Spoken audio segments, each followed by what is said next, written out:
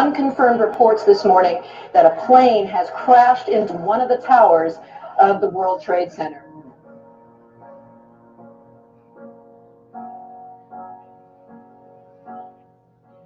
There's a huge pall of smoke coming from that direction.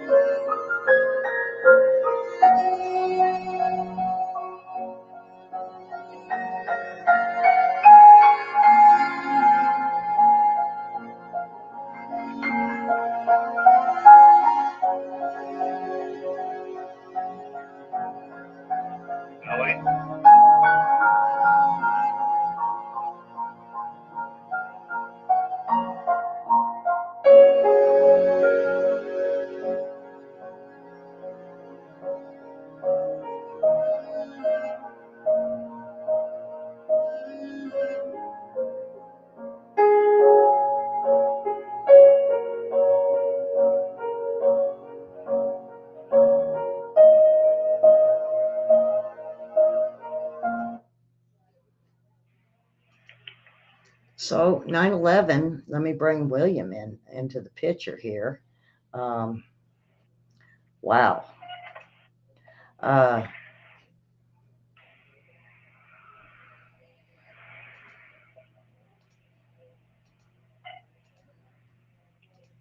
So, you can hear me?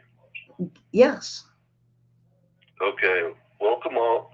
Everybody, welcome to the William Show. And Ellie here on YouTube's Investigator News 2 and on Facebook. And we want to say welcome here on the 11th day of September, year of our Lord 2023. It's 22nd anniversary, of course, of the attack on our trade towers, and people from an airline that went down in Shanksville, Tennessee, and those who were hurt and lost their lives at the Pentagon. So I'm going to move along. I've got some pages. Well, I got something to say a little bit, William, about 2 minutes worth, if that's okay. Okay. Now, Bush, when he found out, he was reading to a class at a Florida elementary school when he heard what happened. At this point, it was characterized as an accident. But 17 minutes after the flight 175 hits the South Tower. All 65 people on board are killed. And it becomes all too clear that this is a coordinated attack on our homeland. Then at 9:37 a.m., Flight 77 crashes into the Pentagon. 64 people on board are killed. The FAA grounds all flights at this point. Evacuations begin inside the White House and the Capitol Hill. At 9:59, the South Tower collapses. 4 minutes later, Flight 93 crashes into a field in Shanksville, Pennsylvania, after passengers on board fought the hijackers with everything they had. All 44 people on board are killed in the crash. And the intended target is believed to have been the Capitol building at and then at 1028 North Tower Falls. And a massive cloud of toxic smoke dust filled the air of all lower Manhattan. And it is evacuated. At 8:30 that evening, President Bush addressed the nation from the White House. His message was clear. Our freedom is under attack, he said. Now, this is 22 years long gone, but you can recount the events like this. Our children don't know about this, but I think it's something that we need to tell them. And it seems like just yesterday, doesn't it? And it still weighs a heaviness on this country. And every morning when you look at your phone and you see 9/11, it's not just any ordinary day. It's a day that will truly live in the minds and memories of America, the worst tragedy ever to take place on American soil. And what's striking about it being 22 years ago, is the fact now that people in college who have graduated did not live long enough for those events. So it's not so important for this day for them. And other days to retell, and I remember that there's such a great point, because there really is an entire generation of young people that were born after 9/11 that will have no recollection of today, and the hurt and the torn to our country and my generation. But now they're starting to come together in a moment that lasts just one day. And well, I told William Boyd sometimes I say angry things. Well, President Biden's schedule today is that headed to Alaska to basically remember 9/11, a military base in Anchorage. It's the first president not to attend ceremonies at the White House or D.C. or New York. And as we mourn 9/11. Go ahead, William. I'm going to get out of your way. So, you know, I'm just 60 years young, still young in my mind, but there's a few moments in my life I can recollect exactly where I was when something happened. Now, I remember John F. Kennedy's assassination, and I was at my aunt's house walking past the TV in a little town in central Utah. And I can remember where I was when I first saw the American hostage taken in Iran by the Republican Guard. And I can remember also where I was. I was in a hotel room in Page, Arizona, right on the edge of the Grand Canyons when my F-111s went into Tripoli. I remember that. And those are very important things that happened in my life. But after I got out of the service, I was walking past, you know, I always turn the news on in the morning when I get ready. I was going to school, university, in my senior year. And I walked past the television, and they're talking about this airplane that's crashed into I believe it was the South Tower. And I was taken by the fact that there was a news crew outside that I think they were looking at the sunrise. Something was going on in town, and then they turned their cameras around and we saw the airplane hit. And I thought, that's another television crew, just like there was a television crew at Pearl Harbor on December 7th, 1941. There was this odd television crew that videoed the attack. And then here we had this attack in New York, or at least we thought was just a plane crash. And then I stood there and watched it, and I saw the second plane come in, and I knew instantly we were at war. The United States was under attack. So I remember, you guys are very conscious about what's going on in the world. So you're woke up. You recollect what's going on. You understand the gravity of things. And I remember my community waking up. This is before the internet. Really, we were doing some searches on, but it wasn't social media yet. And the other thing I remember about that was that, I reported it to the people in my class, and I remember the community just waking up, being aware of the world outside of their little sphere.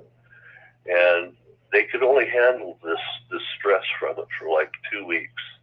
And I remember just watching one by one, they would just go back to their slumber of not knowing what was going on around them. They just couldn't take the stress from it. And I think that's happened to a lot of us from these 9/11 commemorations. They're difficult. This is our generation's, or my generation's, Pearl Harbor. We were blindly attacked. This time they attacked both civilian and military. And it's a difficult time. So I'd like to say our hearts go out to you if you're one of the people who have suffered a loss of a family member, whether you're civilian or military, Gold Star families, those who lost their firefighters in the building, those who lost family members in the building that were just there doing their job, like everybody else was trying to do that day. Please know our hearts go out to you. And also those who lost family members, not just at the towers and at the Pentagon, but also in that field in Shanksville. They were the first in Shanksville. They were that group of people in that airplane. They said they were going to go take the cockpit, and then they said they were going to roll. And they were the first civilian group to take on these terrorists in the nation. They were a leading force that would just grow bigger and bigger over time. So what's happened in the 22 years since has been big,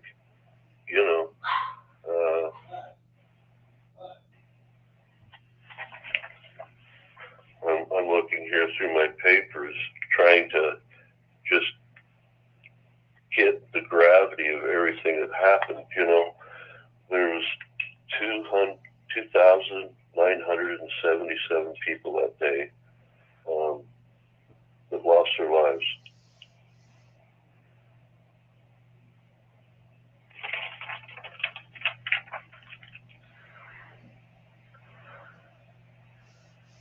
And afterwards, there were all those veterans who volunteered to do the bidding of our nation after that attack. And even 20 years on, people who hadn't even been born when the attack came had volunteered and were serving in Afghanistan and other places around the world fighting terrorism, whether it was in Africa, the Middle East, or wherever it is on the earth, putting out these fires from these terrorists. We just want to say we love you and we thank you for all you've given, whether you're servicemen here in the States or servicemen of our allies that came in with us, or your servicemen even in Afghanistan that helped us root out these terrorists. And thank you. We haven't forgot you as a people, and especially here at Investigator News too. So I have a perspective from a military perspective of what happened that day. I listened to different accounts of how people coped with that day, where they were. There's one guy was doing his special forces work, and they had him doing recon, right? And he was in Army National Guard Special Forces, like the SEAL teams. He's a Special Forces Tier 1, and he was tracking an Air Force colonel. So his job was to take a picture of this colonel, and that was going to be the same as if he had been doing his work as a sniper. So this was just training, right? So he's out in a field, right? And all of a sudden, sits around this military base trying to get this picture of this Air Force colonel. And he's out there, he's got a camo shirt on, he's just got his Levi's and tennis shoes on. He's not even really good camouflage out in this field. It's mostly grass. And all of a sudden, all this alerts started happening. And he had his cell phone, and his cell phone's ringing, and it says, stop whatever you're doing and come back to the base now. And he's like, well, I almost got this picture. And it's just, so he called back, I almost got this picture. I know this guy's coming out. And his colonel says, no, you're coming back to the base now. Stop everything you're doing. And he didn't realize until he had gone driven all the way back to his base 2 states away, because he'd been tracking this colonel for a long time. And all that stuff was going on around him. He snuck his way out. But if security that had already stood up had spotted him, he could have lost his life. So we had servicemen in that kind of position out there in the world that were just doing their training. And then we had the Air Force,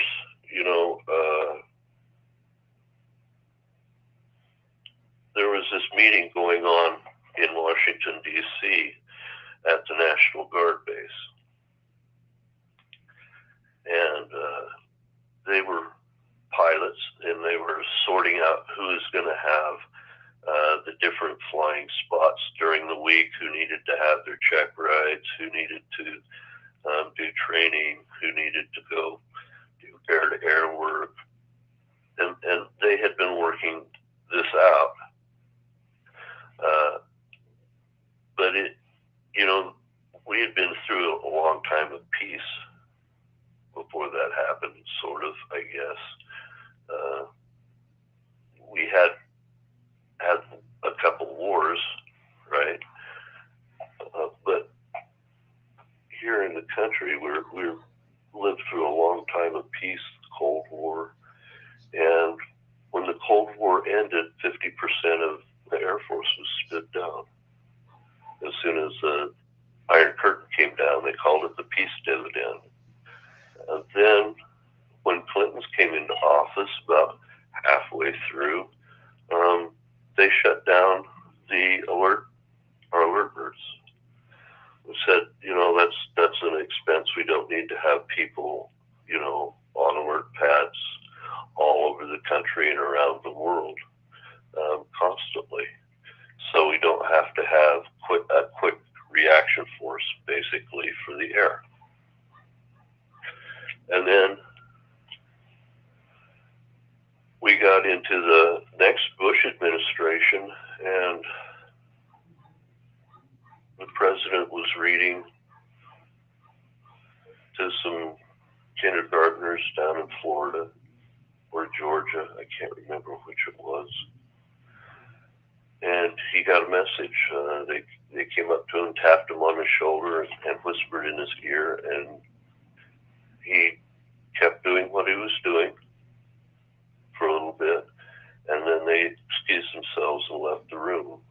They didn't really discuss it with the people that were there and let them go on about their day. Well, the Secret Service was whisking the president to Air Force One. They wanted to get him up in Air Force One, and initially they were going to take him to Barksdale, and they turned on the way there and took him to Offutt because that's one of the best underground fortresses, I guess, in the world at that time. Of course, everything changes. But these pilots were in this room, and an NCO, a lesser grade individual, a non-commissioned officer, not a commissioned officer, came in the room and said, a plane's hit the North Tower Trade Center. And he shut the door and left, and the pilots that were there kind of made jokes. Oh, somebody's bounced a Cessna off from the tower, Typical pilots, they goof around and have sardonic things that they'll do with each other. In fact, they give each other, special names. But the NCO came back, and he said, another tower's been hit. This got their attention. One tower, that's an accident. Two towers, that's deliberate. So they go out to the room where there was a television by a coffee bar, and it was happening. They saw the reruns of the jets hitting the towers and the news report. Now, they didn't know yet about the airplane that was going to hit the Pentagon, and they didn't know about the bird that was up that would crash in Pennsylvania. But they knew the nation was under attack. They knew this was their Pearl Harbor, and they said that. They said that they knew that this was their Pearl Harbor, and immediately their intelligence guy started calling around trying to get an idea of what was going on in the national airspace. So in every unit, there's an intelligence group that tries to paint the picture of what the pilots will have to deal with in the air in any situation. So the intelligence guy goes to work. And at the same time, they didn't really know, somebody had called the White House, and they were talking to somebody at the White House, and they were trying to get orders so that they could get their bird off the ground. But they weren't part of the NORAD group, right? And so there was this fury of telephone call after telephone call up and down the chain. And at the same time, they're going through all their flight gear. They're getting on their pressure suits. They're getting their helmets, they're checking their mask, so they have oxygen and comms. They unplug that. They're going back out to the operations area, and finally they get the okay that they should go out and get the planes fired up. So they do a sprint to the planes. They go through security. Well, the NCOs in the group had saw the same thing, so they had already gone out to the airplanes. Now, airplanes aren't like cars. You know, when you have a car parked someplace, you just have an emergency brake. But an airplane, you have all kinds of things that are stopped. So if you get a tailwind come towards an airplane, it'll cause the tail to flutter up and down and other surfaces, and they can damage them. So all those things are pinned. And they have it set up so that the landing gear can't collapse. So that's pinned. They have all kinds of pins around to make sure that certain things are done and closed on the airplane before the plane takes off. And there are some pins that aren't taken off until they're almost on the hot pad. Okay, that's the very last thing they do. So guys go out, plug into the plane, make sure everything's together, and they do a secondary test of their flight surfaces. They go pull the last couple pins, and then the airplanes are ready to taxi. So the NCOs had all that done. As the pilots got there, there was the flight commander and a younger lady who was his number two, and they jumped in the birds real quick. They told the guys to pull the chocks as they were running towards the plane. Just pull the chocks. So what they're saying is, we're going to spool up the birds right now real quick.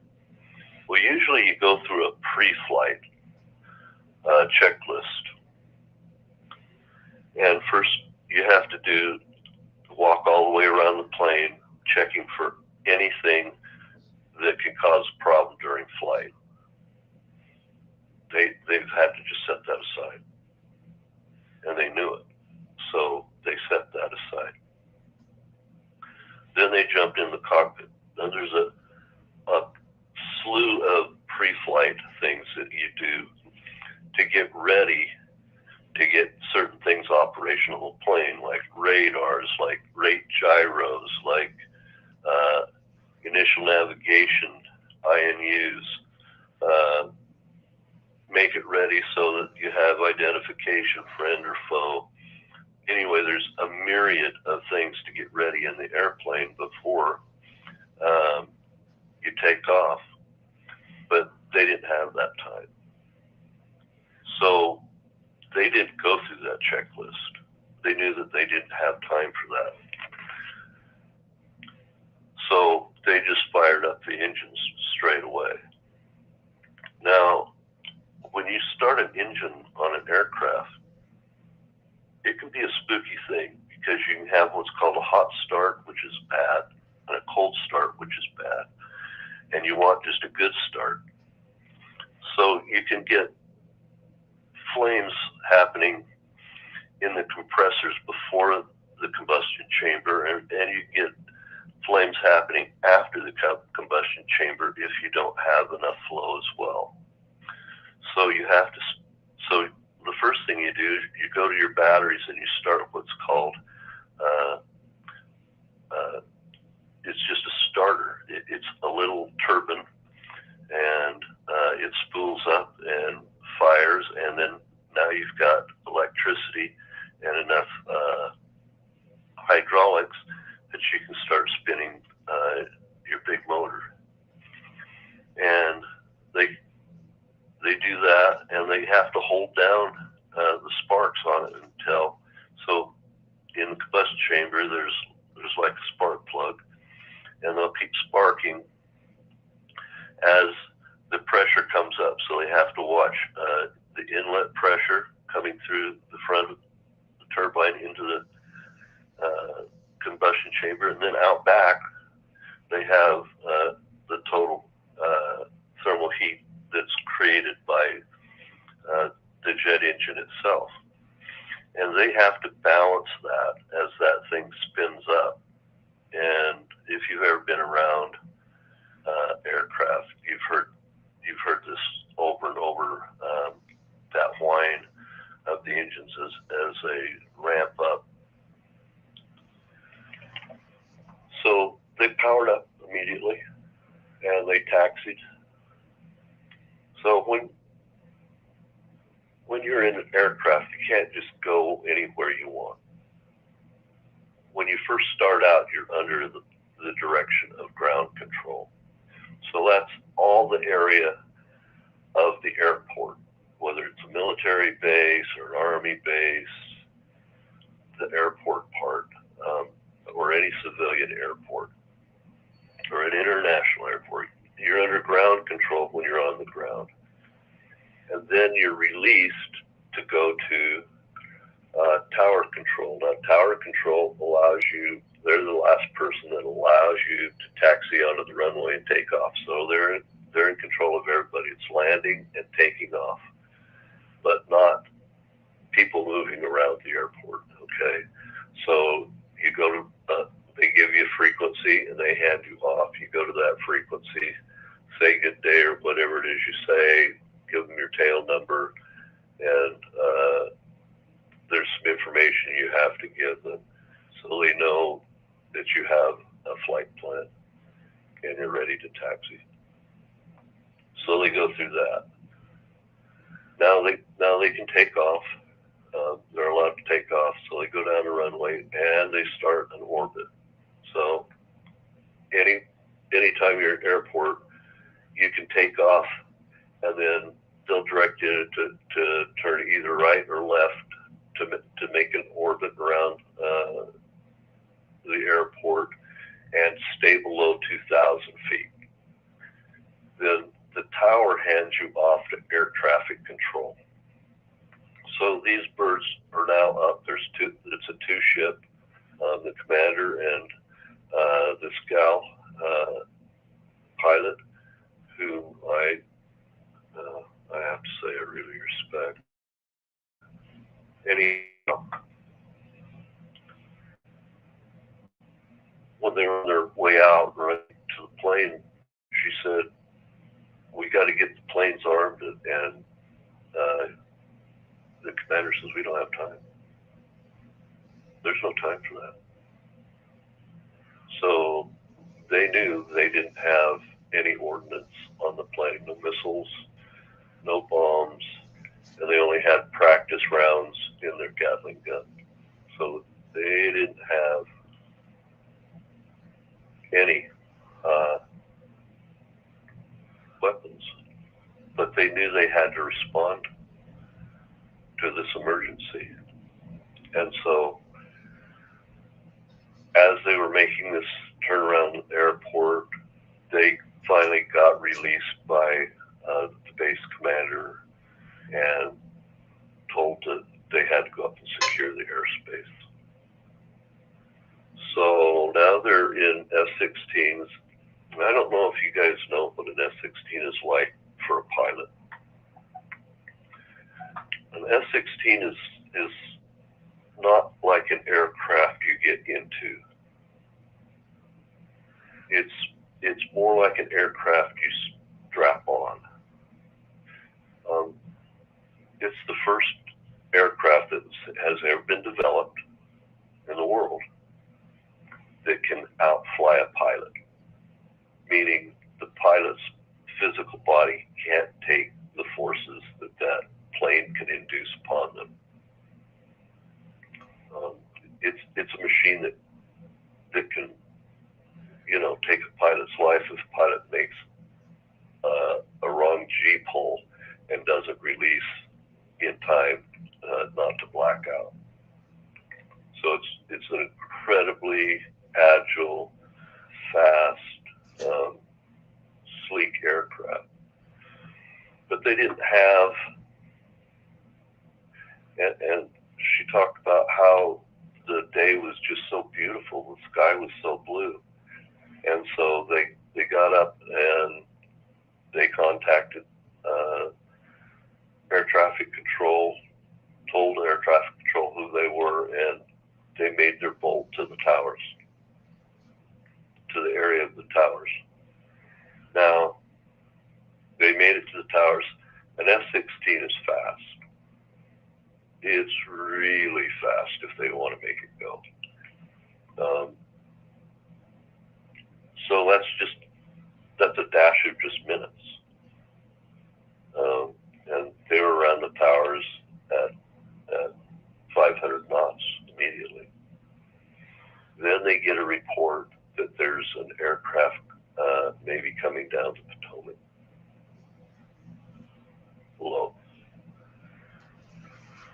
So they've flown through the smoke above New York. They've had a quick perusal of the situation there.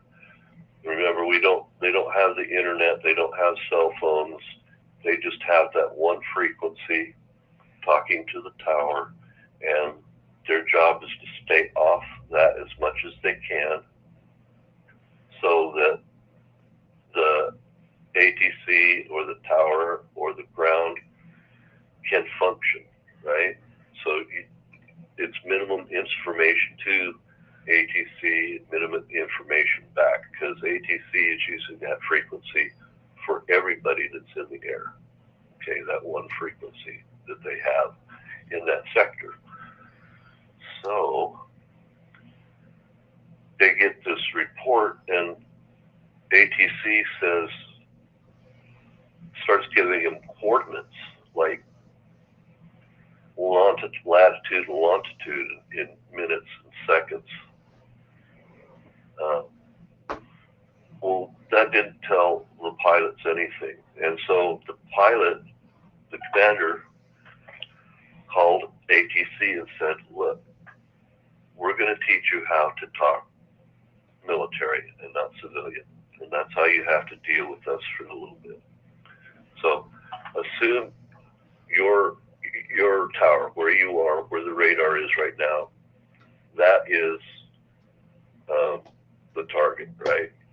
You're at the bullseye. And wherever the distance, the target that they want them to go look at, an aircraft they can't identify, you take the degree away from the target. So there's 360 degrees. 360 is north, 180 is south.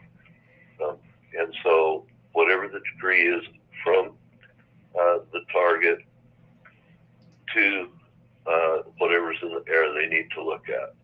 So you've got target, aircraft, whatever degrees, 20 miles out, and the altitude, right? And so they dash to go look. Well, before they can get there, an aircraft slammed into the Pentagon. So there's no doubt we're at war. Before it was coordinated, now we're at war. And I listened to on Ward Carroll's show the other day, Admiral Mullen. He was the former Joint Chiefs of Staff. And he was in an office at the top of that building, but not where the plane hit. It was farther to the side. But he remembers looking down and seeing this plane slam into the building. He saw the tail. He saw the back of the plane as it hit the building out his window. You know, he wasn't looking that way. He just saw it out of his periphery. All of a sudden, this really fast-moving object, and then boom, and there's smoke everywhere. So I believe that a plane actually hit the Pentagon.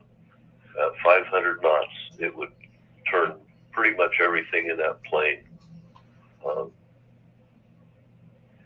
into convert all the matter to energy, because there's just so much force happening. It's like having a projectile fired out of a cannon to pierce heavy armor out like a tank, and then it vaporizes when it hits almost, right? Just a little bit makes it through, and it's molten by that point, and it just sprays the entire inside of that tank. Well, that's kind of what happened with this airplane. It vaporized when it hit, and there was just very little of it left. And the heavier the thing was that hit the Pentagon, because Pentagon is partially armored. It's not easy to penetrate like the towers would be. So it would be like flying an airplane right into the side of a cliff, into dense rock. At 500 knots, it just there's nothing left. If you've ever seen an airplane that comes down at terminal velocity, and that's just 170 miles an hour, and it augers straight in, there's little bits around. There's no real plane around anywhere. So at 500 knots, you can imagine the energy that's been built up in the speed of that aircraft from the jet engines. It's incredible. Anyway, these guys went up, and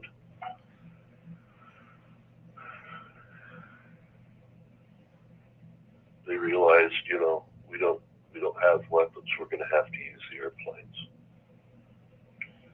So the commander says, I'll take the cockpit, and he told his number 2, you're going to take the tail. And she was roger that. So they're hunting out there, trying to find whatever was going to attack next. And now ATC is acting as like an AWACS in a battlefield space, in a battle space. So they're vectoring in on different things, because at the same time you've got helicopters from counties that are flying. You've got C-130s that are hopping between bases with cargo, and a lot of this is pretty low level, and so so these planes are on what's called a visual flight plan below 10,000 feet. Well, the planes that have attacked these buildings are in the visual flight area. And you can have airplanes come up off from just these grass runways that don't have a tower, and they don't have to call anybody. They're just up around their 5 mile, 2,000 foot space around their little airport or runway or farm runway. So radar's out there looking for everything they can find. Now, by this time, they've got their radars fired up, and they realize as they started this real close counter rotation around Washington, D.C. with their birds, and then they crept out, getting out farther and farther. You want to intercept whatever's that's going to attack your command as far away as you can. So then they realized, look, normally in the Air Force there is a 2-ship, meaning no pilot goes anywhere without somebody watching his tail. So the commander watches number 2's tail, and number 2 watches his tail, because you can't keep track of your own tail in the air in a dogfight. So U.S. Air Power always moves in pairs of 2. So you can have a 4-ship, so you'd have two 2-ships, right? Well, they're the only birds in the air. They're the first responders in the air, and they realize they've had an attack from the northeast, and they don't know what's going to come from the northwest. So to broaden their radar sweep, they keep in touch with each other by radio, so they can dash back to each other, right? They can use their automatic direction finders to get to the beacon, to get back to their number 1 or their number 2. And then they use the radar that's one plane going north and the other plane, or northeast, the other plane going northwest, so they can get their radar spread out. Now, these planes that are flying low, they're down in the clutter. You can't see them when they're down close to the ground. If you've got a clear sky and they're up in the sky, yeah, you can pick them out pretty well. But something at 500 knots, a couple miles away, is almost impossible to see. And if it's down close to the ground, it's even more difficult. So they're down close to the ground. And so you probably heard reports on that day of F-16s flying fast and flying just overhead fast, going away from people. Because you don't see these birds coming at that speed. You're shocked that they just came through. They surprise you. It creates a thing called tactical surprise. So they're low and trying to look up with their radars so they can capture anything that's moving in the sky that shouldn't be moving in the sky. And then they get hold of ATC to find out if ATC knows if they're friend or foe. If ATC knows they're friends, they're in touch, then they go to the next target. So they're being vectored all over in this suite, looking for anything that air traffic control hasn't got hold of. And if they see something like, just a helicopter for the county sheriffs or something like that, they zing towards it, take a look at it. Yeah, okay, that's our people, and then they're off to the next target. It might be, just general aviation Cessna, or, there's a million things that go up in the air. So next,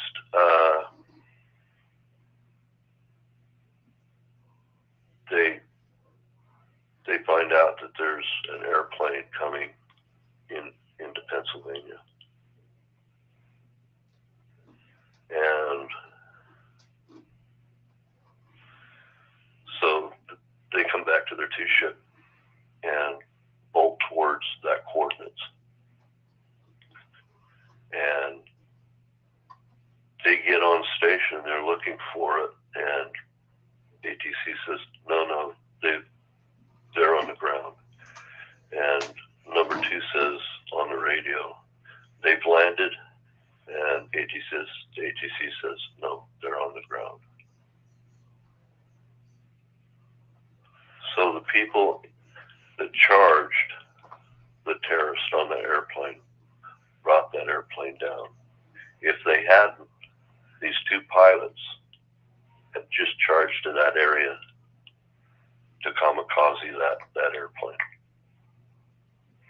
This is the kind of stuff that was happening all over the military. Things were winding up. Now, they didn't have to deal with the Shanksville bird now. They've been up an hour and a half. They got to come back for fuel. They're burning. You only have so much fuel. You can only stay up and moving at those speeds for a period of time. So they go back to their base. By now, everybody's spooling up, right?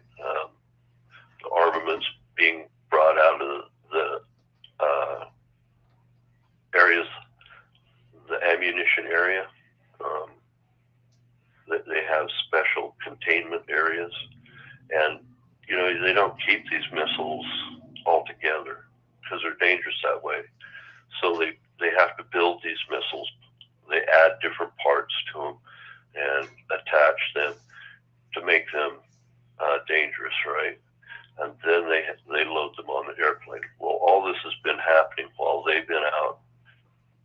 trying to search for that Pennsylvania plane, and this is what happened. And anything else that's in the air, because remember, they don't know if the air is safe or not. Okay, so now other planes are up. Okay, they've just taken off. Their planes come in to fuel, and this time they're the very first of the planes that get armed up. So now they've got a full load of bullets, 20 millimeters for their Gatling gun. They're hung and heavy. They've got all the missiles that they can carry. So they get fueled up right away, and they're back up in the air. Well,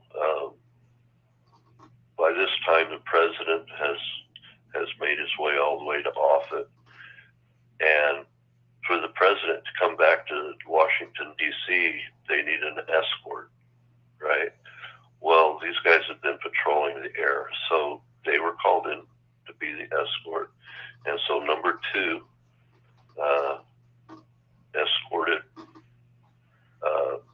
Air Force One with the president back to Andrews Air Force Base, to Marine One. And so the same gal that was about to give her life, because the commander is going to take the cockpit, and her job was to sever the tail. And they didn't think about, they talked about it, it hadn't really occurred to them that they were giving up their families. The gal that was going to do that, her father was flying a United plane. He was a pilot too. All those considerations went out the window when they thought the nation was, or knew the nation had come under attack. This was their Pearl Harbor. Pearl Harbor, there was just a few planes that were able to get up into the air and shoot down Japanese Zeros. So it was a very difficult time. And we had folks like that all over the country. By the time they got armed up, they had AWACS up, taking care of whatever's flying. They had got all the airplanes in the country grounded. They grounded everything, right? And they had refuelers up, so they didn't have to come back to base for fuel, so they could stay up for, a long time, as long as their bodies would hold out.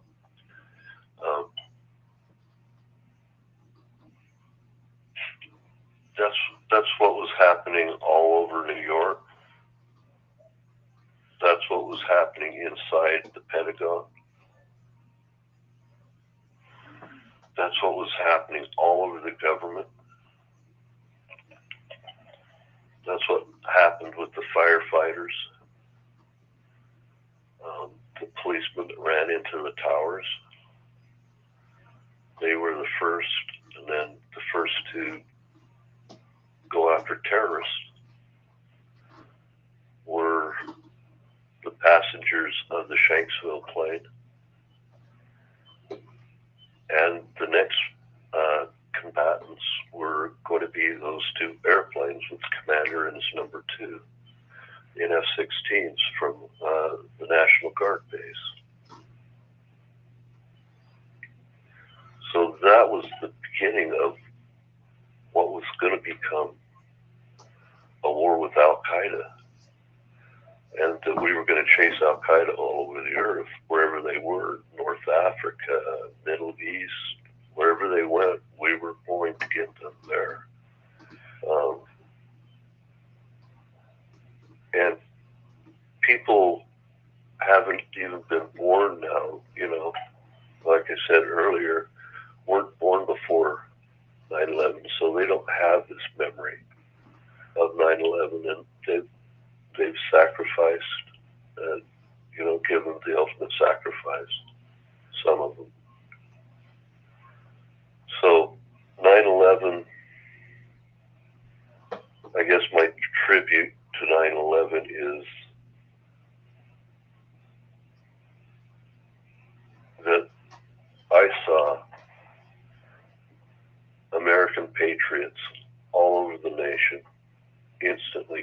together because they realized their country was under attack. They knew it. There was no, no ambiguity there whatsoever. And they acted. They acted selflessly. They went into harm's way that others might live. The police, the firefighters, the paramedics, the people that ran towards the wreckage after the towers came down.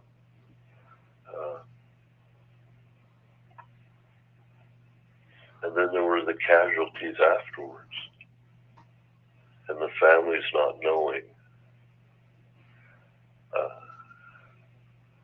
The military, we feel lucky in that everybody outside the Pentagon understood where everybody was. We didn't understand exactly who was lost in the Pentagon yet. And that was a difficulty for some military families. So all the families out there who have gone through remembering this thing and loss of love and, loss of incomes, all the impacts that go on. This Investigator News 2 salutes you, and we're sad that it ever happened, and we've done everything we can do as service people to eradicate, make sure that doesn't happen again. We believe, and we want to trust our government, and we now have birds on constant alert that we didn't have before. So we're in much better shape. When a bird's on constant alert, it has to be cordoned. It's not like an airplane just sitting at the airport. You see the F-16 sitting up in rows. That's not what it's like. It's like one or two birds, and there's these big security perimeter, and then there's another security perimeter, and then there's another security perimeter out there, because they don't want anybody to get to those live weapons. They're extremely dangerous, right? And then the pilots have to be right near the airplanes. They have to sleep there. They have, they're on 24 or 72-hour watches, and then they have to rotate in other pilots. So in your area someplace, within dashing distance of a fighter jet, what they call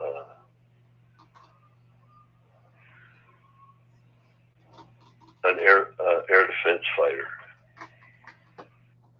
So it could be an F-6, F-15, F-18, F-16, any of the fighter jet, F-22. There are people that are on constant alert, just like paramedics, just like firemen, for you now, that wasn't there on 9/11. And we learned our lesson from that, and they haven't stood down. We recognize there's no peace dividend, even when the Soviet Union fell, because terrorism would take its place. And we've talked about in the past that anywhere there's a vacuum, a political vacuum, when you're a superpower, somebody else will take up that vacuum if it's created. And we had a weak spot at our FOBs, our forward operating organizations at the airports, and the cockpits weren't secure. They didn't have the doors that could be locked, that people could get into the cockpit. And so terrorists found a way to exploit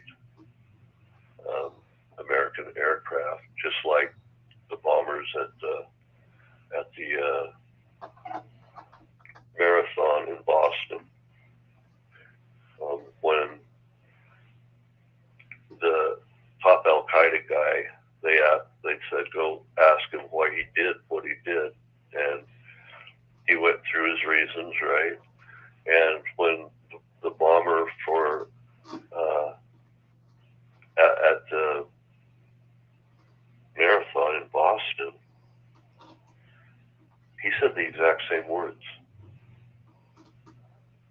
So this was a big, powerful organization, and right now, the president's, there's some people that if you capture them, you can't let them go. They're too dangerous. They're just too dangerous for your society. And Zahiri and the people who are down in Cuba are just like that. And they want to be, they want to be paroled now.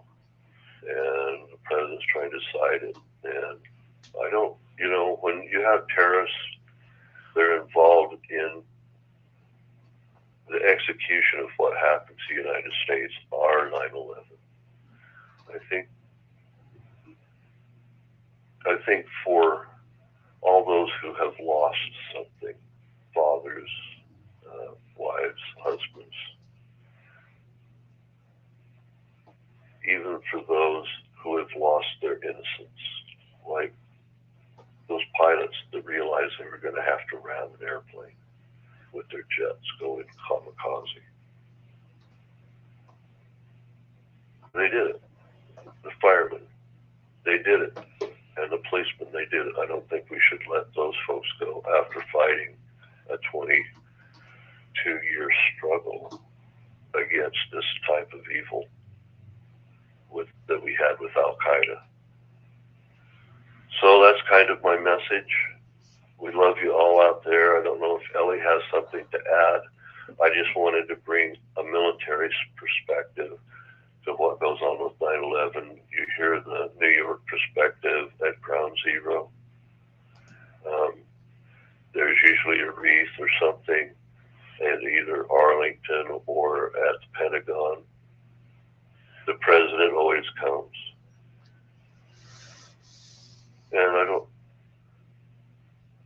I want that evil to stay in a cage at the very least. We've all struggled mightily against that. We've all lost something. It's affected every American.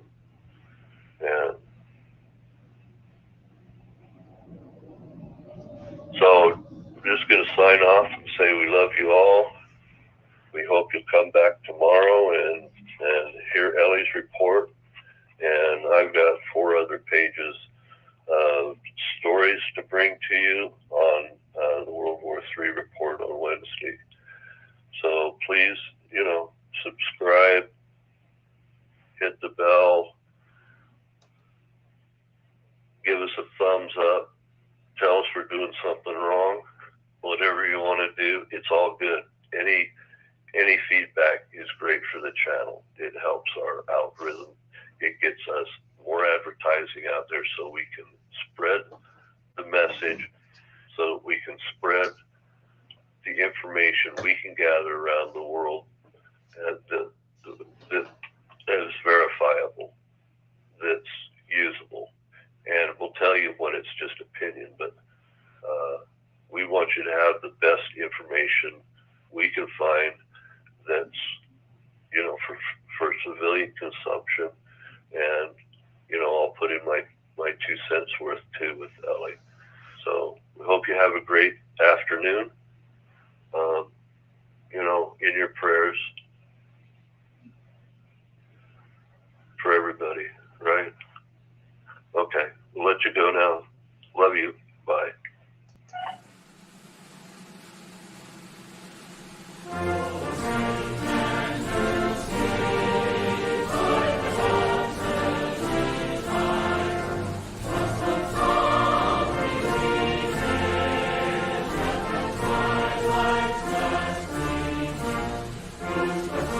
Okay, William, good show.